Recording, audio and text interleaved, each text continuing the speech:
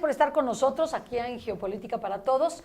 Pues el día de hoy tenemos a Gisbeleni Gallardo con nosotros, politóloga. Gracias, Gisbeleni, por estar con nosotros. No, gracias a ustedes. Ya tenía algunos días que no nos veíamos. Sí, además hay mucho que decir. Gisbeleni, se ve como que la situación mundial está como un poco revuelta. Sinceramente, todo lo que ha pasado en Estados Unidos, del impeachment, la conexión con Rusia, que le renuncian y le renuncian y renuncian parte del gabinete, luego la situación de Venezuela, la visita de Mike Pence a Sudamérica, el atentado de Barcelona,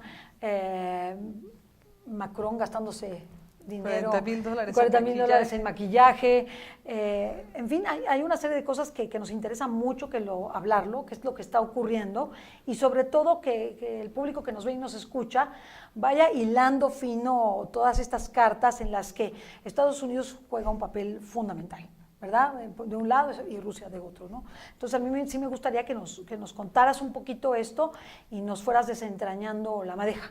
¿Qué te parece si empezamos? Tú dinos cómo vas a empezar. Ay, pues ¿por dónde empezaremos? Yo creo que vale la pena empezar, como lo hacemos casi cada programa, porque los temas están realmente relacionados con esta cuestión, el conflicto que existe entre republicanos y demócratas en Estados Unidos, claro, y cómo esto está impactando hacia el mundo. O sea, realmente esta dinámica, esta lucha por el poder, y lo decimos de forma simplista republicanos y demócratas porque sabemos que es todo un establishment contra un establishment saliente o perdedor de este proceso de transición tan estruendoso que ha vivido Estados Unidos, contra el new establishment, que es el que llega con la familia Trump y con el equipo, ¿no? Vaya, de Donald Trump al interior de Estados Unidos, y que está impactando al mundo. Actualmente, por ejemplo, tenemos en México la sacudida, en México, Estados Unidos y Canadá, de las negociaciones del Tratado de Libre Comercio.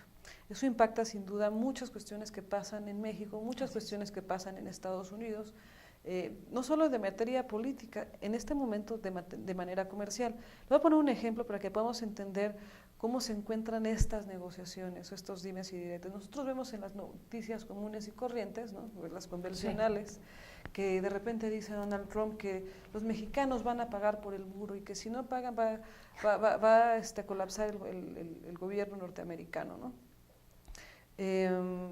Y estos son al final del día amagues de negociación, es decir, yo te aprieto por este lado para obligarte a ceder por el otro lado, y al mismo tiempo México tendría que apretar en alguna otra cuestión para que el otro tuviese que ceder en unos temas. Es decir, te aprieto con el tema de seguridad, te aprieto con el tema del narcotráfico, digo que México es el país más violento del mundo, que tiene una cantidad impresionante de periodistas asesinados, y que como es un riesgo para nuestra seguridad tenemos que poner un muro, y al mismo tiempo pues incremento los índices de empleo en mi país, que es una de mis promesas de campaña y que la necesito urgentemente porque me están desmoronando al interior del gobierno. El gobierno y mi equipo de trabajo y mi legitimidad en sí como presidente, que es lo que está ocurriendo también lamentablemente con Donald Trump, ¿no? Entonces, tenemos una serie de eventos desafortunados al interior de Estados Unidos, o muy desafortunados. Lo que ocurrió en Charlottesville, ¿no? Porque todos vimos las noticias, y lo que sabemos es que fue un grupo de neonazis, supremacistas, que pues, salieron a las calles y se dieron en la torre con un grupo de antirracistas, antineonazis. Sí, que eran los neonazis con Ku Klux Klan, ¿no? Sí, Ku Klux Klan, neonazis, supremacistas, que eran como estos tres grupos, pues golpeando de nuevo negros, latinos y lo que no fueran ellos, ¿no? Si a mí me preguntan, y eso es una apreciación que hago desde mi análisis, también con mucho cuidado, con mucho respeto, fue una situación creada, no quiere decir que no hayan ido de manera natural a manifestarse tanto un lado como otro, pero digamos que metieron todos los ingredientes para que ocurriera exactamente lo que ocurrió. Si vieron lo que ocurrió en Charlottesville, fue en una universidad. Siempre lo más fácil, se los he dicho en este y en muchos otros programas, siempre lo más fácil de movilizar, de cooptar, de convencer, de enardecer es a los jóvenes. Las revoluciones, sobre todo las revoluciones de los últimos 300 años, pero principalmente las revoluciones modernas, las desestabilizaciones modernas, recordemos las movilizaciones de los años 60, los años 70, los 80 y últimamente las primaveras árabes, estos movimientos desestabilizadores en el mundo, en América Latina, en México también, el 132, vienen desde las universidades y vienen desde los jóvenes, claro. porque es muy fácil ideologizarlos. Entonces, en este contexto viene al interior de una universidad, en una zona históricamente conservadora en Estados Unidos. Uno, no hay que perder de vista, hay que tener muy claro, muy en cuenta que Estados Unidos es supremacista por naturaleza. Nació, surgió desde que Washington firmó su constitución y su independencia como supremacista. Su naturaleza protestante, calvinista, que es lo que forma a Estados Unidos, y también la influencia de la comunidad judía, que sabemos que los judíos en sí mismos son supremacistas, formaron a Estados Unidos supremacista. Estados Unidos tiene 50 años que abolió la esclavitud. Estamos hablando de 50 años. No, y estamos hablando de una persecución sin cuento, es decir, sin término, en contra de todos los que no fueran blanquitos y de ojos azules. Sí, eso es una persecución terrible. De hecho, hay muchos teóricos, antropólogos, filósofos, politólogos, sociólogos en Estados Unidos de reconocido nombre, de las escuelas más importantes de pensamiento, Stanford, Harvard, Yale, que han sostenido de una forma disfrazada o de una forma abierta este supremacismo norteamericano. Tenemos la doctrina Monroe, que es la que ha regido durante las últimas décadas en Estados Unidos. Entonces necesitamos entender, Estados Unidos es supremacista. Hay que escuchar su himno nacional. Hemos hablado del nacionalismo norteamericano, que es un nacionalismo muy particular. Bueno, una de las particularidades del nacionalismo norteamericano es supremacista. Es más, los norteamericanos actualmente, o los gringos actualmente, que no son blancos, güeros, de ojos azules, podemos decir que forman parte de algunas minorías o que ya están mezclados, que ya son, que ya no tienen la piel totalmente blanca, o que ya son descendientes de algunas otras minorías, ya sean nativos norteamericanos, latinos, que es la mayoría, una de las mayorías más grandes después de los negros, son supremacistas. Basta con ver a los mexicoamericanos, a los hijos de mexicanos que ya nacieron en Estados Unidos, piensan diferente. Vienen a México, son supremacistas. No es que se siente mucho, no es que ellos crecieron, formaron en el kinder, primaria, secundaria, en la sociedad, en la cultura norteamericana, que es supremacista. Entonces, por favor, no vengan a sorprenderse del racismo, porque en Estados Unidos es supremacista. ¿Y eso qué significa? Que el eslogan de campaña Let's Make America Great Again es parte de este supremacismo. Pues o sea, retoma la ideología del sueño americano. ¿Cuál es el sueño americano? Oye, tú llegas a la tierra de la libertad, era la tierra prometida, donde rascas en la tierra y encuentras oro y te vuelves rico. Digo, pasado por las décadas, pues ese fue el American Dream, que trajo millones de migrantes a principios del siglo pasado, que fue evolucionando y que hasta la fecha sigue importando migrantes de prácticamente todo el mundo, porque es el sueño de, bueno, tienes una buena casa, un buen trabajo, empiezas a ganar en dólares, te vuelves millonario.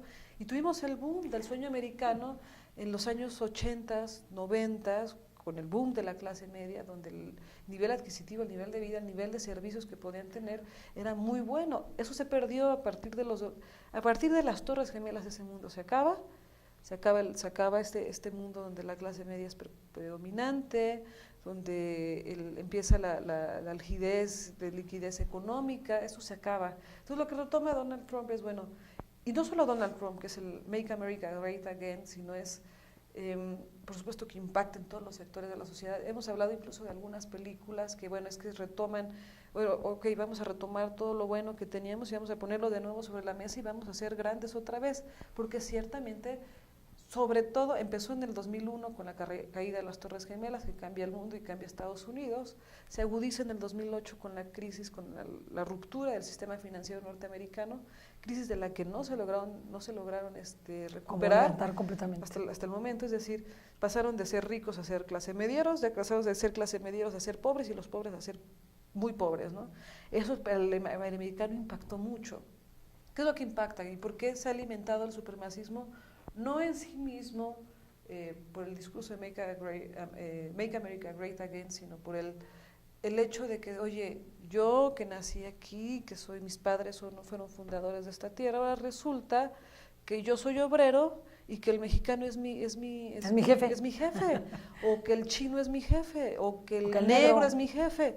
Entonces cuando dicen, oye, eso no es posible, entonces es ahí donde empiezan a enardecer ese tipo de pensamientos supremacistas, que muchos van de la mano de ignorancia. O sea, también hay un sector, sobre todo el Ku Klux Klan, que es un sector ignorante, que quieren volver a ser pues, los Dukes of Hazzard, ¿no? Estos americanos promedios que vivían despilfarrando dinero porque tenían sus granjas. Se acabó la competencia económica que ellos mismos crearon, les proporcionó otras circunstancias de vida. Eso es lo que ha alimentado el supremacismo, pero no perdamos de vista, es Estados Unidos supremacista por naturaleza. Entonces, ¿esto es provocado? ¿Charlottesville? Es provocado, no estoy diciendo que haya sido falso lo que pasó, pero que sí pusieron los ingredientes necesarios para que fuera era inevitable que tuvieras un grupo de enardecidos un poco desquiciados en la calle diciendo que murieran los judíos y que murieran los mexicanos y los negros, y del otro lado igual de enardecidos a negros, judíos y mexicanos en contra de ellos. Inevitablemente se iban a confrontar, inevitablemente iba a haber muertos porque estaban armados de un lado y del otro, porque Estados Unidos todo el mundo está armado hasta por las orejas. Dicen que su derecho a estar armados, ¿no? Y quítale creo que es la cuarta enmienda. Es la cuarta enmienda, claro que sí. Quítales la cuarta enmienda y se mueren. Porque además que es republicana. Que es republicana, entonces fue todos los ingredientes puestos para que exactamente eso sucediera, y por eso es la reacción que tiene Donald Trump. Donald Trump dice, estos me están incendiando el tema, entonces le quito importancia al conflicto, no me puedo enemistar, porque también hay que decirlo, estos grupos del American White Trash o del American Conservative, Protestant American, el White American Protestant, sajón, ¿no? Anglosajón. Pues realmente también es su base, su fortaleza. Por eso es que ¿contra quién golpean? Pues contra estos entonces digo que todos ellos son supremacistas. Hay que verlo, realmente fue diseñado para desestabilizar, sacudir la base, la fortaleza del gobierno actual de Donald Trump, y me parece que esta vez lo lograron hacer. Y como lo publiqué en algunas redes, no creo que sea la única ocasión que esto ocurra. No, de hecho, las declaraciones de Donald Trump, que también fueron como bajarle a la intensidad del conflicto, dijo, pues es que se encontraron dos grupos violentos, como no justificando a ninguno, ni dándole la razón a ninguno. Dijo, los dos eran sumamente violentos. Claro. Entonces, pues es un acontecimiento penoso, pero son dos grupos que están al mismo nivel de violencia. ¿Y por qué fueron neonazis? Aquí hay algo muy importante, y ya con esto cerramos esta parte del tema. Muy interesantísimo. ¿Por qué fueron neonazis? Porque una de las fortalezas de Donald Trump es el respaldo que tiene de la comunidad judía, y cómo también la comunidad judía, sobre todo ortodoxa, a través de su familia, se ha reempoderado. Hemos dicho también que es un conflicto entre judíos, entre dos tipos de judíos, ¿no? Lo habíamos dicho también con Donald Trump. Entonces es desestabilizarle también este ancla, son sus fortalezas, o sea, le están golpeando sus fortalezas, lo hemos dicho varias veces. Muy interesante. Porque lo quieren, por supuesto, tirar. Entonces, dices que son neonazis, entonces al no hacer un pronunciamiento claro en contra de los neonazis, entonces tú estás en contra de los judíos. Y vemos en CNN 9 columnas diciendo, oye, entonces Ivanka, ¿qué onda con tu hija es judía? ¿Y qué onda con los nietos de Donald Trump? Son judíos. Y no ni siquiera condenó a aquellos que también lastiman a sus propios nietos. Tú decías, bueno, observando este tipo de declaraciones puedes ir viendo más o menos hacia dónde va todo. Cómo estuvo orquestado. Estuvo un poco orquestado, armado, aunque eso no quiere decir que no haya orquestado, es sucedido. decir, no quiere decir que haya sido falso. Es decir, pusieron los ingredientes para que tuviera lo que necesitaban para que mediáticamente le diera otro golpe a Trump. ¿Y qué ocurrió eso? Evidentemente le desestabiliza al interior, al grupo de judíos, al grupo que tienen republicanos que trabajan con los latinos, al grupo de republicanos que trabajan con los negros, entonces le desestabilizan y empiezan a desgranarse piezas muy importantes del gobierno de Donald Trump. Entre ellos sale Steve Bannon, ¿no? Entonces la salida de Bannon es clave, muy fuerte, es muy fuerte. Las declaraciones que hace Bannon cuando sale dice, es el fin de Donald Trump. Y es la muerte de Donald Trump, el fin de Donald Trump. Entonces, sí hay una crisis al interior, entonces vemos que ya está totalmente militarizado, no totalmente, casi en su mayoría, su gabinete. Militarizado su gabinete. Me parece que es como también un golpe porque mientras tenga las Fuerzas Armadas, Donald tiene Trump todo. No tiene todo. Tiene estabilización, es no lo que tiene digo, todo, ¿no? pero tiene los pies, digamos, todavía sobre la su Casa tierra. Blanca. Sí, claro. Pero sí estamos en un proceso muy fuerte de desestabilización, de golpeteo en contra de Donald Trump, y hay que ver que esto también repercute hacia afuera, ¿no? Entonces, bueno, y derivado de esto, porque yo creo que valdría la pena que empezáramos ahí en Estados Unidos, bueno, vimos desestabilización, Donald Trump, y luego vienen los coletazos hacia afuera, que también este conflicto entre empresas, entre republicanos, entre grupos de poder al interior de Estados Unidos se ven hacia afuera. Entonces llegamos a Venezuela, porque tienes el tema del petróleo en Venezuela, tienes las sanciones en Venezuela, tienes a demócratas y republicanos operando al interior de Venezuela, tienes a la Liga Demócrata en contra del gobierno de Maduro, entonces tienes a Donald Trump que no puede sostener el régimen de Maduro, entonces lo metes en un impasse, porque entonces si tiras el régimen venezolano, no es que Maduro sea muy fuerte, es porque está en un impasse político, sobre todo Estados Unidos, y económico, entonces tiras a Maduro, fortaleces a los demócratas, sostienes a Maduro, se te viene encima la coerción en la región. Por eso es que de forma muy fina, porque lo ha hecho de forma muy fina, Mike Pence está operando junto con otros operadores claves el tema de Venezuela. Pero es un tema de mediación entre el negocio del petróleo de los republicanos, que hay que verlo, que hay un interés muy fuerte, el suministro de petróleo, cómo Venezuela equilibra o desequilibra el petróleo, los precios del petróleo a nivel mundial, y que es miles de millones de dólares, que aparte los republicanos necesitan si quieren ganar dentro de 3 años del próximo proceso electoral. Claro.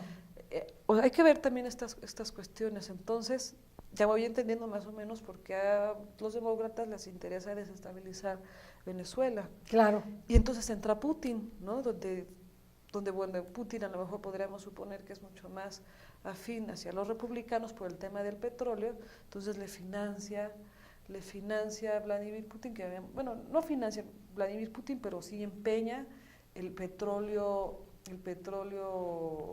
venezolano, ya hemos dicho que creo que eran 2 billones de dólares los que ofrece el gobierno ruso en empeño, prácticamente vendió por 2 billones partes importantes de la reserva del petróleo ruso. Entonces vamos viendo un poco ahí los contrapesos entre el petróleo, economía, demócratas, si los dejas ganar se empoderan, es una cosa muy, muy fina. Por eso es que también vemos un poco una especie de letargamiento. ¿Qué pasó con la oposición?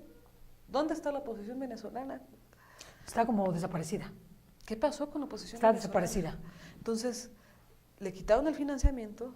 Yo me imagino que quitaron el financiamiento porque sabemos que todo movimiento requiere de una lana importante, sí, de donde esté llegando, no sé dónde está llegando el financiamiento de la oposición, sacaron a la gente de las calles y empezaron a negociar en otros niveles. Por eso es que vienen las sanciones económicas. Entonces, va a negociar toda la región Mike Pence, que es la gira que tuvo hace 8 días. Justo la gira se da después de lo de Charlottesville, sí, y antes de lo del huracán, que también habría que analizar por qué se desbordó de la forma que se desbordó Houston, ¿no? Sí, que Houston, que es digamos, es la bandera republicana, ¿no? El petróleo republicano, les desbordaron. Bueno, vamos a poner que sí fue el tema de la naturaleza, pero habrá que esperar los días y con mucho respeto, porque sabemos que la gente le está pasando muy mal. Entonces, va Mike Pence, empieza a negociar, va a Argentina, va a Brasil, está en Colombia, tuvo mucho tiempo en Colombia. No, Colombia es clave, ¿no? Sí, es clave, lo que está pasando es muy delicado, ¿no? Lo hemos dicho, ¿no? Colombia es clave. Y regresa y dice, el gobierno de Donald Trump no sostendrá el régimen de Maduro. Palabras más, palabras menos, en una iglesia católica en Florida, a un lado de Marco Rubio, ¿no? Que es latino y también que es quien ha encabezado las negociaciones al interior del Congreso norteamericano, del Senado y del Congreso norteamericano. Entonces, podríamos suponer que ya hay un diálogo, ya hay una negociación respecto al tema, sobre todo aquí Estamos hablando del país que tiene una de las mayores reservas de petróleo del mundo. Claro. Entonces, vienen las sanciones económicas al petróleo, tienen prohibido comprar el petróleo. Pues todos los países prácticamente. Bueno, por lo menos Estados Unidos tiene prohibido comprar petróleo venezolano. Con eso lo podríamos matas. suponer que hubo una negociación entre demócratas y republicanos al interior respecto a Venezuela. Entonces habrá que... Ahorita lo vamos a medir, nos vamos a quedar aquí, porque hay mucho que decir. Queremos que este programa de geopolítica global que estamos analizando, lo vamos a hacer en 2 partes, así que espérame tantito, vamos a la segunda parte. Vamos a la segunda parte, regresamos en Geopolítica para Todos y sobre todo en este tema tan interesante, el estado que guarda la geopolítica actualmente de manera global. ¿Qué está pasando en el mundo?